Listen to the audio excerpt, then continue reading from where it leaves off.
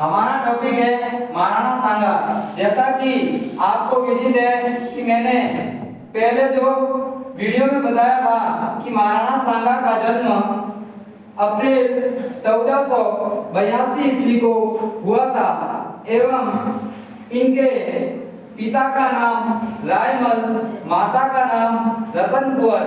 और जैसा कि मैं आपको बताया था इनके 4 भाई थे, पृथ्वीराज, जयमल और सहसा और महाराणा सांगा।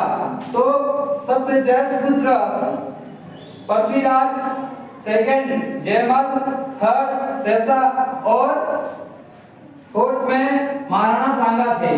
तो कहा जाता है कि ब्राह्मणी पंडित के अनुसार, कहे अनुसार राज तिलक के लिए कि ये बनेगा तो दोनों में संघर्ष की स्थिति होती है और इस संघर्ष के दौरान ये भागकर सेवंतरी रूपनारायण जो भिलवाड़ा में जगह है, मंदिर है, वहां जाते हैं। तो एक राहगीर होता है, वह राहगीर बीजा जेठमालोद उनकी रक्षा करते हैं और कहा जाता है कि महाराणा सांगा वहां से अपने अजमेर जिले में एक क्षेत्र है जो वर्तमान जो नसीराबाद है उसके पास में श्रीनगर एक जागीरी है, वहां के सामन अब करमचंद पवार के यहाँ जाते हैं और कहा जाता है कि करमचंद पवार ने उनकी तन मन धन से सेवा की और कहा जाता है कि अपने सबसे बड़े भाई जो पृथ्वीराज थे उन्हें हमारे सिरोही के जो जगमाल द्वारा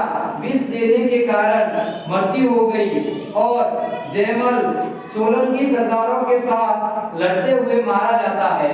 और तीसरे नंबर जो सहसा थे वह इतना योग्य शासक नहीं था। तो कहा जाता है कि उनकी मृत्यु के बाद सांगा को अपने पिता द्वारा वापस मेवाड़ बुला लिया जाता है। और जब 1509 में रायमल की मृत्यु होती है तो उसके बाद में इनका राज्याभिषेक चित्तौड़ में हो जाता है और राज्याभिषेक के समय दिल्ली सल्तनत पर जो सुल्तान था वो सिकंदर लोदी था और इधर जो गुजरात में था वो नासिरुद्दीन मोहब्बत शाह था और इधर तो था मोहम्मद बेगड़ा था। और कहा जाता है कि महाराणा सांगा के बारे में कि उनके 80 गांव थे और कहा जाता है कि अधिकतर गांव इनके भाइयों के बीच में जो संघर्ष हुआ था इसी कारण थे।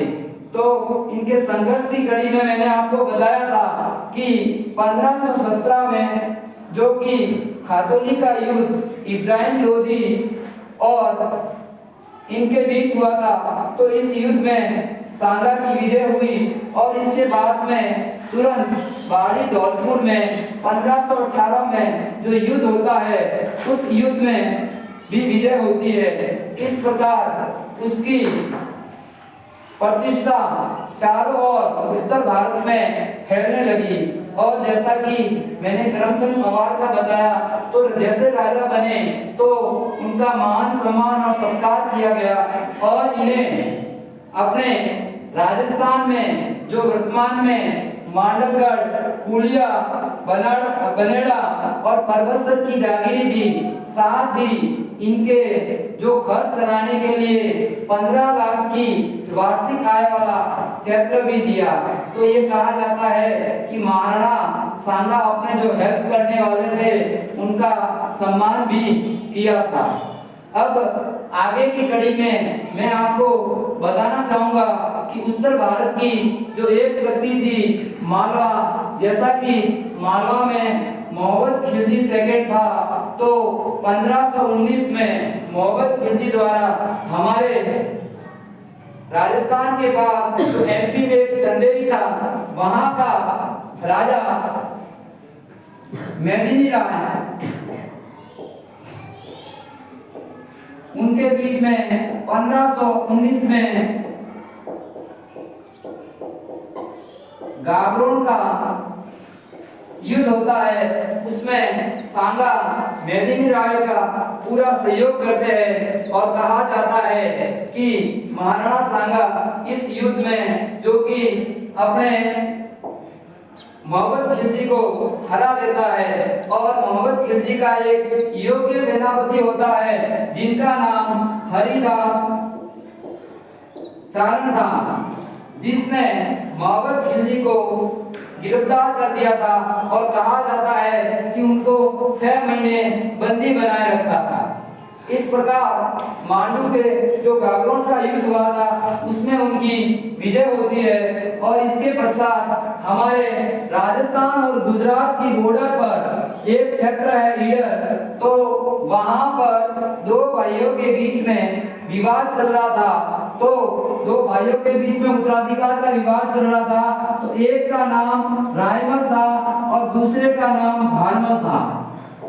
अब जो संघर्ष चल रहा था तो कहा जाता है कि रायमल की शादी सांगा की पुत्री के साथ हुई थी और भारमल था जो कि गुजरात का शासक है उनका सहयोग लेता है और उसके सहयोग से ईडर पर आक्रमण करता है। तो स्वाभाविक सी है कि सांगा का जो एक रिश्तेदारी होने के नाते, एक जवाई होने के नाते वो रायमल का सपोर्ट करते हैं, अर्थात समर्थन करते हैं। और इस युद्ध में जो कि ये 1520 ईस्वी में हुआ था, कहा जाता है कि इस युद्ध में गुजरात के शासक की पूरी तरह हार हो जाती है और अगला राजा रायमल बनता है। तो ये अपने पहले जो आपको ये चीजें बताई थी ये हो गई। अब महाराणा सांगा जो कि अभी जैसा कि अपने भारत में ये 4 महान शक्ति थी और इसी के साथ में जो कि फरगना अफगानिस्तान का एक जो शासक था बाबर, जो कि भारत में अपने पैर जमाना चाहता था और कहा जाता है कि पानीपत के प्रथम युद्ध में इब्राहिम लोदी को हराकर दिल्ली सल्तनत के स्थान पर मुगल साम्राज्य की स्थापना करता है। और अब कहा जाता है कि बाबर को यदि भारत में शासन करना है तो उत्तर भारत की एक महान शक्ति महाराणा सांगा से संघर्ष करना अवश्य भावी हो गया। तो कहा जाता है कि 16 फरवरी 1527 ईस्वी को बाबर अपने विश्वास पात्र सेनापति मेहंदी खवाजा को युद्ध करने के लिए बयाना जो कि भरतपुर के पास जगह है उस स्थान पर सेना देकर भेजता है। तो कहा जाता है कि मेहंदी ख्वाजा को महाराणा सांगा के जो साहसी वीर और कुशलता के बारे में पता चलता है कि इतना महान है कि वह दौड़ा दौड़ा कर मार देगा। तो फिर वह बाबर से रिक्वेस्ट या विनय करता है। तो उनके सहयोग के लिए मेहंदी ख्वाजा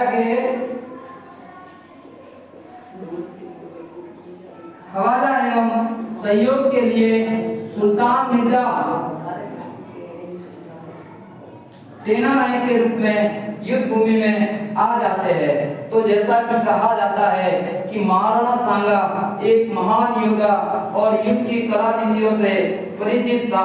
तो कहते हैं कि युद्ध भूमि में मेहंदी ख्वाजा और सुल्तान मारा जाता है और सेना वहां से भाग खड़ी होती है।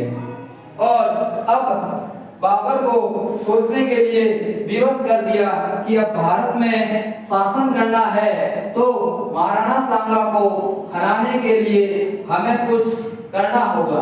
तो बाबर ने सर्वप्रथम कहा जाता है कि ब्याना के युद्ध के बाद जो बाबर की सेना थी पूरी तरह उत्साहित हो गई थी और सेना के सैनिकों ने अपने प्रदेश लौटने के लिए तैयारी कर दी थी कि अब हम इनके खिलाफ नहीं लड़ेंगे। तो बाबर ने अपनी सेना में जोश भरने के लिए कुछ घोषणाएं की। तो उन्होंने कहा कि मैं जिहाद अपने धर्म के लिए जिहाद यानी धर्म युद्ध लड़ रहा हूँ। जो अपने मुस्लिम समाज में जो जिहाद है धर्म युद्ध के लिए, उसके लिए युद्ध लड़ रहा हूँ।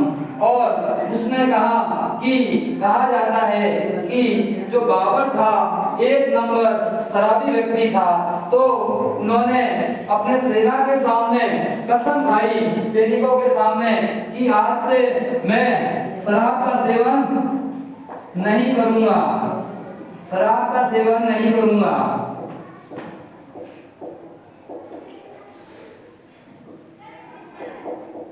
इसी प्रकार तीसरी जो घोषणा की, जो मुस्लिम व्यापारी जो व्यापार करते थे उनको एक कर देना पड़ता था जिनका नाम तमंगा था। उस तमंगा कर को जो व्यापारियों को देना पड़ता था, तो उस कर को उसने हटा दिया। इस प्रकार उन्होंने अपनी सेना में जोश भर दिया और पूर्व की तैयारी करने लगा। जैसा कि वह तैयारी कर रहा था, तो महाराणा सांगा के जो सेना नायक थे उन्होंने कहा कि बाबर वापस भारत पर आक्रमण करने की तैयारी कर रहा था। तो महाराणा सांगा ने राजस्थान के जो महत्वपूर्ण राजाओं से सहयोग करने के लिए पातिपर्वन के तहत हर राजा को युद्ध में सहयोग करने का आह्वान किया। और कहा जाता है कि उस समय राजस्थान एवं भारत के जो समस्त शूरवीर थे महाराणा सांगा के सहयोग के लिए तैयार हुए। तो जैसा कि सहयोग के कड़ी में मैं बताना चाहूंगा कि जोधपुर से, उस समय जोधपुर में राजा था राव गांगा, जो कि राजकुमार मालदेव सेना लेकर वहां आया। इसी तरह पास में एक बीकानेर राठौड़ों की रियासत थी, तो वहां का राजा उस समय राव जयश्री था। उसने अपने पुत्र राव कल्याणमल को सेना लेकर भेजा। इसी प्रकार उनके एक पास की जो रियासत थी जिनका नाम था मेड़ता से वीरमदेव सेना लेकर वह भी उनके सहयोग के लिए तैयार हुआ। इधर इनके पास में एक छोटी सी रियासत यानी सामंत क्षेत्र था, जो कि बाजोली क्षेत्र, वह जो मीराबाई के पिता थे रतन सिंह, वो भी उनका सहयोग करने के लिए ससेना सहित तैयार हो गए। इसी प्रकार अपने वागड़ क्षेत्र, जो वर्तमान में डूंगरपुर बांसवाड़ा का क्षेत्र है, वहां के महारावल उदय सिंह जी ससेना लेकर लड़ने के लिए तैयार हो गए। इसी प्रकार हमारा वर्तमान में एक क्षेत्र है प्रतापगढ़, जिनको देवरिया कहते थे प्राचीन समय में। तो देवरिया से बाघ सिंह जी एक सेना लेकर प्रताप का सहयोग के लिए तैयार होते हैं। इसी प्रकार जैसा कि एमपी में जो कि जगह है, तो वहाँ एमपी के सरहदी तंवर, जो कि वह भी महाराणा सांगा के सहयोग के लिए तैयार होते हैं। जैसा कि अभी मैंने बताया है कि ईडर में तो कहा जाता है कि कुछ समय बाद ईडर के जो राजा थे रायबन की मृत्यु हो जाती है और सांगा दोनों के बीच में समझौता हो जाता है और भारमल को वहां का राजा बना देते हैं। तो सहयोग देने के लिए भारमल तैयार हो जाते हैं और वह सेना सहित मेवाड़ की तरफ उनके सहयोग के लिए तैयार हो जाते हैं। इसी की कड़ी में जो हमारा सिरोही जिले के अखेराज देवड़ा एक सेना लेकर वह भी तैयार हो जाते हैं। और इधर जो कि इब्राहिम लोदी का भाई, जो पानीपत के युद्ध में जो बाबर का बदला लेने के लिए मोहम्मद खिलजी भी एक सेना लेकर सांगा का सहयोग के लिए तैयार हो जाता है। और जैसा कि एक मुस्लिम सेनापति और है हसन खां मेवाती, हसन खां मेवाती। तो एग्जाम में प्रश्न भी आता है कि कौन से दो मुस्लिम सेनापति जो कि युद्ध में लड़े थे, तो हसन खां मेवाती और मोहम्मद जो लोदी था, इब्राहिम लोदी का भाई, वो भी सांगा की ओर लड़े थे।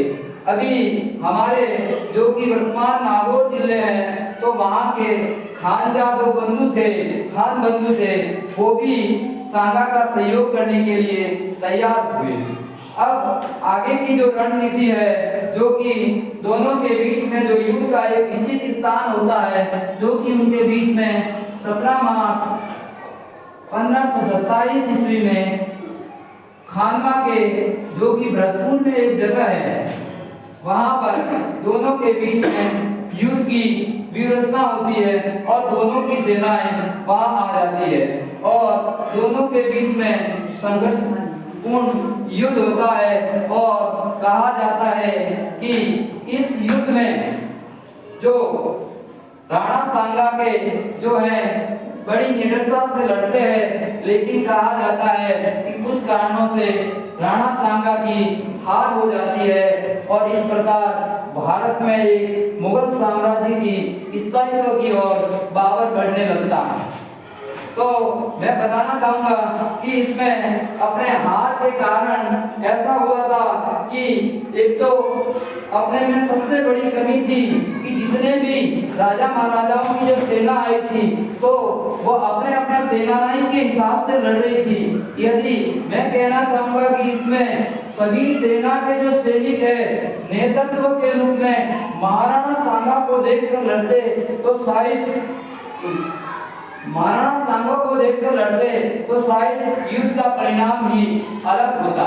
और फिर इसके बाद में सामान्य रूप से भारतीय लोग परंपरागत रूप से हाथियों से लड़ रहे थे और बाबर के पास में युद्ध जीतने का कि उनके पास में तेज गति के घोड़े थे। दूसरी बात, बाबर के युद्ध में विजय होने के कारण कि सबसे बड़ी वो नई तोपे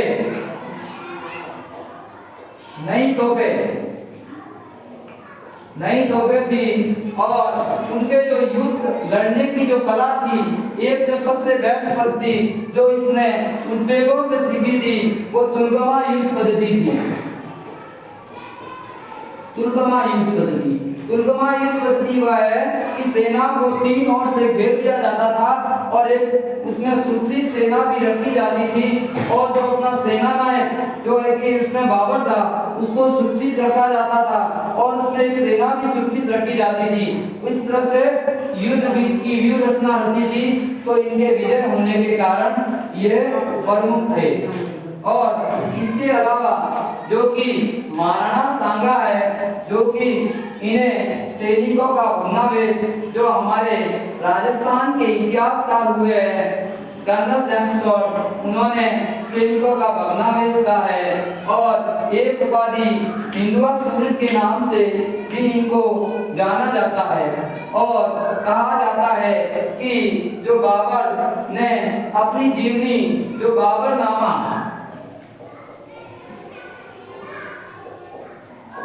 तुर्की भाषा में लिखी, उसमें उसने कहा कि महाराणा सांगा के 7 राजा, 9 राव और 104 सरदार की उपाधि दी थी। ये प्रमाण के रूप में जो बाबर के स्वयं के द्वारा एक लिखी गई है बाबरनामा, जो कि तुर्की भाषा में है, उसमें कहा है कि उनके दरबार में हमेशा एनी टाइम में 7 राजा, 9 राव और 104 सरदार हमेशा रहा करते थे। तो इस प्रकार महाराणा सांगा भारत के इतिहास में एक उत्तर भारत का एक महान शासक था और जिनके बारे में कहा जाता है कि एक अंतिम हिंदू सुल्तान था, जो कि जिनके सहयोग से अपने समस्त भारत के राजाओं ने एक छत्र के नीचे मिलकर युद्ध लड़ा, लेकिन युद्ध का परिणाम बाबर के विजय रहा। लेकिन भारतीय इतिहास के पन्नों में जो महाराणा सांगा ने अपना नाम किया है वह सदा के लिए एक अमर रहेगा। जय हिंद, जय भारत।